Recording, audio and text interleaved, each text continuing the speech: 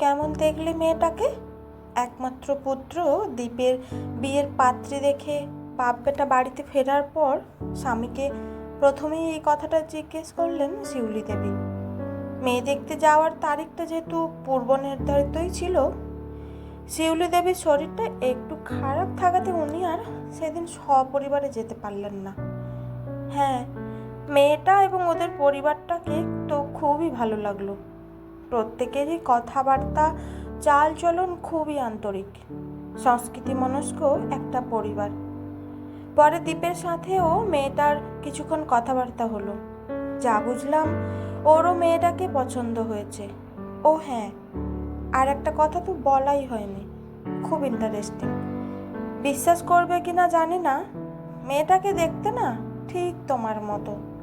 এবং আমি তোমায় এখনই বলে দিচ্ছি, এখানেই যদি শেষ পর্যন্ত বিয়েটা ঠিক হয়, তবে অনেকেই তোমায় বলবে আপনার পুত্রবধূকে তো আপনার মেয়ে বলেই মনে হচ্ছে। সুনন্দবাবুর এই শেষ বাক্যটার উত্তরে ওর স্ত্রী হাসতে হাসতে বলে উঠলেন, কী সব হাবিজাবি বকছো? আমি জানি তো তুমি আমার কথাটা বিশ্বাস করবে না। আচ্ছা, মেয়েটার একটা সাম্প্রতিক তোলা ছবি আমি তোমার জন্য চেয়ে এনেছি, এটা একবার দেখো, তাহলে তো তুমি বুঝতে পারবে আমি ঠিক বলছি না হাবিজাবি বকছি। এই বলে সুনন্দবাবু পকেট থেকে খামটা বের করে স্ত্রীর হাতে দিলেন আর বললেন, সাবধানে এটা ব্যবহার করো, কিন্তু কাল পরশুর মধ্যেই আবার ওদের ফেরত দিয়ে দেবো বলেছি। কিছুক্ষণ চুপ করে থেকে শিউলি দেবী সম্মতিসূচক ঘাড়টা নেড়ে বললেন, ঠিকই, খুব ভুল তুমি বলনি, কিন্তু এরকম হয় কি করে গো? আমার না সত্যিই খুব অবাক লাগছে। আর ছবিটা দেখেও তো মনে হলো মেয়েটা প্রিয়ারই বয়সী হবে। যাক গে বাবা, ভালোই হলো। হারানো মেয়েটা যদি এইভাবেই আবার আমার কাছে ফিরে আসে। তা শেষে ওনাদের কি বলে আসলে? পছন্দ যখন আমাদের হয়েছে, তখন সত্যিটা জানিয়ে আসতে তো কোনো অসুবিধা নেই। আসার সময় তাই পাত্রীর বাবা মাকে বলেই আসলাম, আমাদের তরফে তো কোনো অসুবিধা নেই। বেশি দেরি না করে আপনারাও যদি আপনাদের মতামতটা আমাদের জানিয়ে দেন, তাহলে খুবই ভালো হয়। আমরা দুপক্ষই তাহলে বিয়ের প্রস্তুতিটা তাড়াতাড়ি করে শুরু করে দিতে পারবো। শুনে ভদ্রলোকও বললেন, হ্যাঁ হ্যাঁ, অবশ্যই, আমরাও খুব শিগগিরই আপনাদের সব জানিয়ে দেব। কিছুক্ষণের জন্য শিউলি দেবীর মনটা আনন্দে ভরে উঠলেও ওই ছবিটাই আবার পরক্ষণে কন্যাহারা মায়ের মনটাকে স্মৃতিমেদুর ও বিষণ্ণ করে তুলল। মেয়েকে ঘিরে তখন যাবতীয় স্মৃতির ঝাঁপি ওনাকে যেন আষ্টে পৃষ্ঠে জড়িয়ে ধরতে লাগলো পরবর্তী কিছুটা সময়ের জন্য। আজ থেকে প্রায় 25 বছর আগে প্রিয়দর্শিনীকে নিয়ে শিউলি দেবী বেড়াতে গিয়েছিলেন উত্তরবঙ্গের শিলিগুড়িতে ওনার বাপের বাড়িতে। মেয়ে তখন খুবই ছোট, 3 বছরও পূর্ণ হয়নি। সব কথা ও ভালো করে তখন বলতে পারে না। একদিন বোনেদের সাথে মেয়েকে নিয়ে ওখানকার বিখ্যাত এক রথের মেলায় ঘুরতে গেলেন শিউলি দেবী। এই মেলাটা একদিকে যেমন তার প্রাচীন ঐতিহ্যের জন্য বিখ্যাত, অন্যদিকে আবার ওই ঐতিহ্যের কারণেই প্রত্যেক বছর সেখানে যে জনরণ্যের ঘটনা ঘটে সেটাও মনে রাখার মতো। সন্ধেবেলায় মেলা প্রাঙ্গণে তিল ধারণের জায়গাটুকুও পাওয়াও যেন দুষ্কর হয়ে ওঠে। এর ফলে স্বাভাবিকভাবেই এই সময়ে প্রতিদিনই বেশ কিছু বাচ্চা ওখানে হারায়। আবার মাইকে ঘোষণা টোষণার পর তাদের আবার ফিরেও পাওয়া যায়। কিন্তু শিউলি দেবীর ক্ষেত্রেই ঘটল এর অন্যথা। সেই কালান্তক দিনে মেয়ে যে একবার হাতছাড়া হয়ে গেল, কিছুতেই ওকে আর পরে খুঁজে পাওয়া গেল না। দেশের বিভিন্ন প্রান্তে সরকারিভাবে খোঁজা তো হয়েছিলই, পারিবারিক উদ্যোগেও কোনো খামতি ছিল না। অবশেষে ব্যর্থ মনোরথ মার কাছে বুকে পাষাণ চাপা দিয়ে দিনাতিপাত করা ছাড়া আর কোনো পথই খোলা রইল না। এখনও এতদিন বাদেও এরকম দিন খুব কমই গেছে যেদিন শিউলি দেবীর মনে প্রিয়া একবারের জন্যেও উকি দিয়ে যায়নি। যাই হোক, কিছুদিন পর মেয়েদের বাড়ি থেকে সবুজ সংকেতটা পাওয়ার পর থেকে বিয়ের তোড়জোড়ও শুরু হয়ে গেল। প্রথমেই স্থির হলো বিয়ের দিন, তারপর একে একে ছেলে এবং মেয়ের আশীর্বাদের দিন, দুই তরফের প্রণামী ইত্যাদি বিষয়ে সব কিছু ঠিকঠাক করা হলো। শুধু তাই না, মাঝের দিনগুলোতে পাত্র পাত্রী পারস্পরিক দেখা সাক্ষাৎ কথাবার্তাও বেশ ভালো রকমই চলতে লাগলো। যুগলের সম্বন্ধ উত্তর এই মেলামেশাটাকে যদি প্রেম বলা যায়, তাহলে ওরা দুজনা তাতেই মনোনিবেশ করলো। শিউলি দেবীর ব্যক্তিগত ইচ্ছে, খাঁটি সোনার এক জোড়া চুড়ি দিয়ে ভাবী পুত্রবধূকে উনি আশীর্বাদ করবেন। এদিকে দীপের বাবার আশীর্বাদের উপকরণ আবার ভিন্ন। যাই হোক, নির্দিষ্ট দিনে মেয়েদের বাড়িতে গিয়ে কর্তা গিন্নি আশীর্বাদের জন্য তৈরি হলেন। নিয়ম নিষ্ঠা মেনে দীপের বাবা আশীর্বাদ করার পর শিউলি দেবী ব্যাগ থেকে অলংকারের বাক্সটা বের করে হাতে রাখলেন। ওনার কাছে তো বিশাখা আর 5টা ভাবী পুত্রবধূর মতো নয়। প্রথম দর্শনেই ওকে যে নিজের মেয়ে হিসেবেই ওনার মনে ধরেছিল, তাই হবু শাশুড়ির কাছে ও তাই মেয়ের মতো ছিল না, ছিল একেবারে মেয়েই। চুড়িটা বিশাখার হাতে যেই না পরাতে গেলেন, আবার যেন একটা ধাক্কা খেলেন শিউলি দেবী। বিশাখার ডান হাতের কবজির দিকে কিছুক্ষণ এক দৃষ্টে চেয়ে রইলেন। দিদি, আপনার মনে হচ্ছে কিছু একটা অসুবিধা হচ্ছে? বিশাখার মা জিজ্ঞেস করলেন। ও কিছু নয়, আসলে আমার মেয়েরও তো ঠিক ওই একই জায়গায়, মানে কবজির ওপরটাতে ঠিক ওই আকারেরই একটা জরুল ছিল, তাই দেখছিলাম আর কি। এত মিল হতে পারে দুজনের মধ্যে? একটা দীর্ঘশ্বাস ফেলে এই কথাগুলি বললেন শিউলি দেবী। উপস্থিত অতিথিরা সবাই তখন সহানুভূতির দৃষ্টিতেই ভাগ্যহীনা এই মায়ের দিকে তাকিয়েছিলেন। তাদের মুখে তখন কোনো ভাষা ছিল না। একমাত্র বিশাখার পিসি বলে উঠলেন, দিদি, একটা কথা বলবো? হ্যাঁ হ্যাঁ, বলুন না। আমার ভাইজি তো আপনার মেয়েই, দেখছেন না আপনার মুখের সাথে ওর কত মিল। হ্যাঁ, তা যা বলেছেন। আমার কর্তাও তো ওকে প্রথম দেখে এসে ওই একই কথা আমাকে বলেছিলেন। শান্ত স্বরে কথাগুলো বললেন শিউলি দেবী। এতক্ষণ বিশাখার সাথে ওনার মুখাবয়বের মিলটা হালকাভাবে নিলেও কবজির জন্মদাগটা শিউলি দেবীর মনে একটা গভীর সংশয় তৈরি করলো। তখন থেকেই ওনার যেন খালি মনে হতে লাগলো দুজনের জরুলটা অনেকটা একই ধরনের, আর তারা হুবহু একই। এই দুটো জিনিস কি এক হলো? দুয়ের মধ্যে কি সত্যিই কোনো ফারাক নেই? এই প্রশ্নটাই ওনার মনে বারবার ঘুরপাক খেতে লাগলো।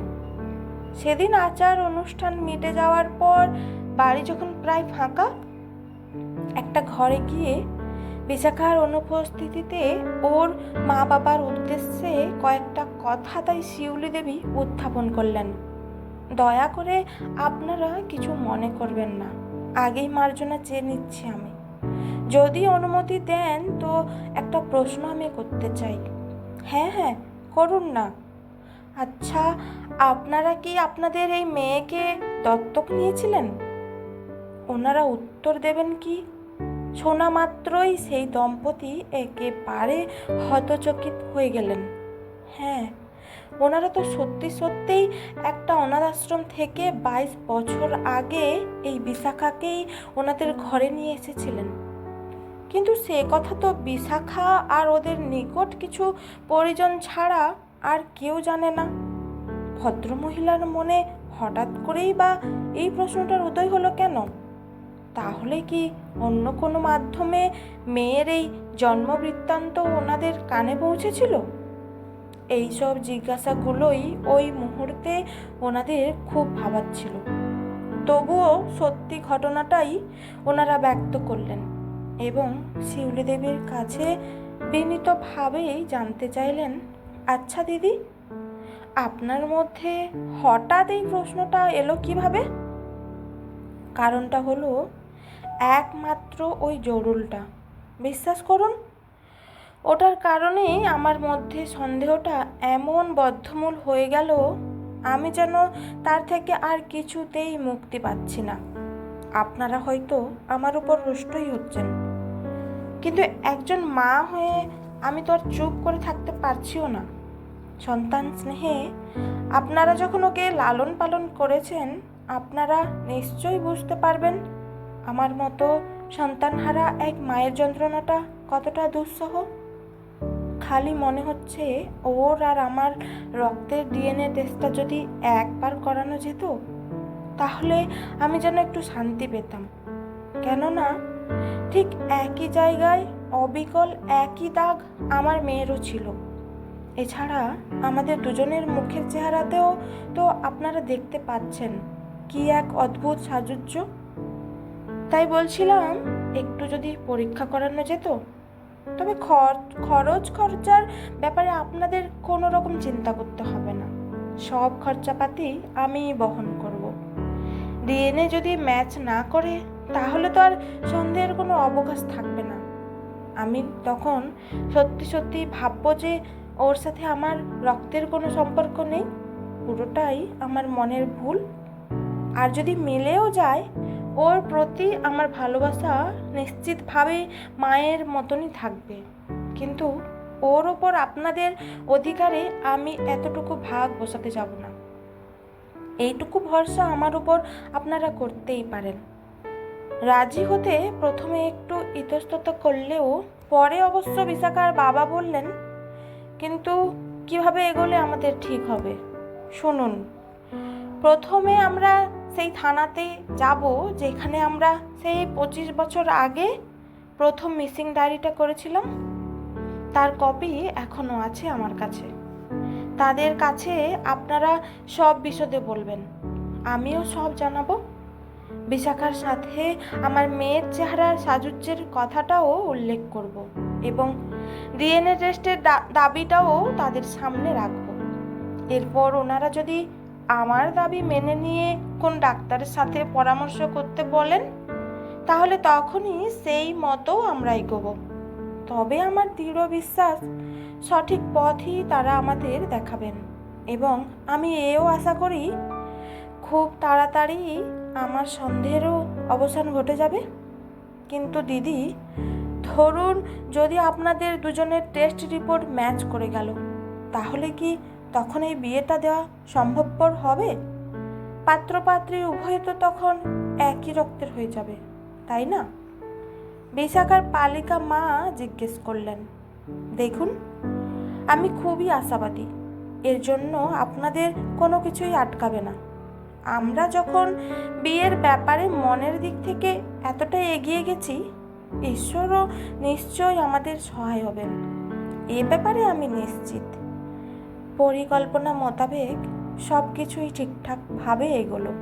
কোথাও কোনো রকম বাধার সম্মুখীন হতে হলো না কোনো পক্ষকেই। যথাসময়ে প্রতীক্ষিত টেস্ট রিপোর্টও হাতে চলে এলো। মেয়েদের বাড়ি থেকে ফোনে পরীক্ষার ফলটা জানা মাত্রই আনন্দের আতিশয্যে পরের দিনই স্বামীর সাথে শিউলি দেবী বিশাখাদের থুড়ি প্রিয়াদের বর্তমান বাড়িতে পৌঁছে গেলেন। ওনাদের জানার আগেই অবশ্য রিপোর্টের কথা বিশাখার কানে পৌঁছে গেছিল। বিশাখার কাছে এতদিন তো তার পালক বাবা মারাই ছিল আসল মা বাবা। তাদের অবদান ও কি কোনোদিন ভুলতে পারবে? না, তা পারা সম্ভব। কিন্তু প্রাকৃতিক মায়ের পরিচয়টা ও যখন জানতেই পেরে গেল, তখনও কি ও আর নির্লিপ্ত থাকতে পারে? স্বাভাবিকভাবেই শিউলি দেবী বাড়িতে পা রাখা মাত্রই রক্তের অমোঘ টানে তার বুকে মাথা রেখে হাউ হাউ করে কেঁদে উঠল প্রিয়দর্শিনী। জন্মদাত্রী জননীর কোনো কথা তার মনে গাঁথা না থাকলেও তাদের এই পুনর্মিলনে প্রিয়া যেন এক অনাস্বাদিত রোমাঞ্চের স্বাদই অনুভব করতে লাগলো সেই শুভ মুহূর্তে। এবার যখন বিশাখার মা বাবারা পড়লেন নতুন এক চিন্তায়, এই বিয়ের সমীচীনতার প্রশ্নে, তখনও আবার মুশকিল আসান হয়ে আসরে অবতীর্ণ হলেন সেই শিউলি দেবী। শুনুন তাহলে, দীপও আমার গর্ভজাত সন্তান নয়। প্রিয়া হারিয়ে যাওয়ার বছর 2 বাদে ওর দুঃখ ভুলতেই দীপকে আমরা দত্তক নেই। আপনাদের মতো আমরাও কোনো কিছু গোপন রাখিনি ওর কাছে। ওর যখন একটু বোঝার বয়স হলো তখনই আমরা ওকে সব কিছু জানিয়ে দিই। কই, এখন তাহলে বুঝতে পারছেন তো এই বিয়েটা হতে আর কোনো অসুবিধাই রইল না? এবার খুশি তো? মাত্র কয়েক দিনের প্রচেষ্টায় এরকম একটা সত্য উন্মোচনের ফলে 2 পরিবারের ভিতর দিয়েই বয়ে চলল আনন্দধারা। পূর্ব নির্দিষ্ট দিনেই মহা সমারোহে সম্পন্ন হলো 4 হাত এক হওয়ার উৎসব। বিশাখা প্রিয়া হয়ে আবার তার মায়ের কাছে ফিরে এলো। অন্যদিকে শিউলি দেবী পুত্রবধূর মধ্যে নিজের কন্যাকে আবার ফিরে পাওয়ার সুবাদে লাভ করলেন এক পরম তৃপ্তি, যা কিনা আবার বিশাখার মা বাবার মনেও এনে দিল বহু আকাঙ্ক্ষিত শান্তির স্বাদ। এই ধরনের ঘটনা বিরল হলেও অসম্ভব নয়। চীন দেশ তার সাক্ষী।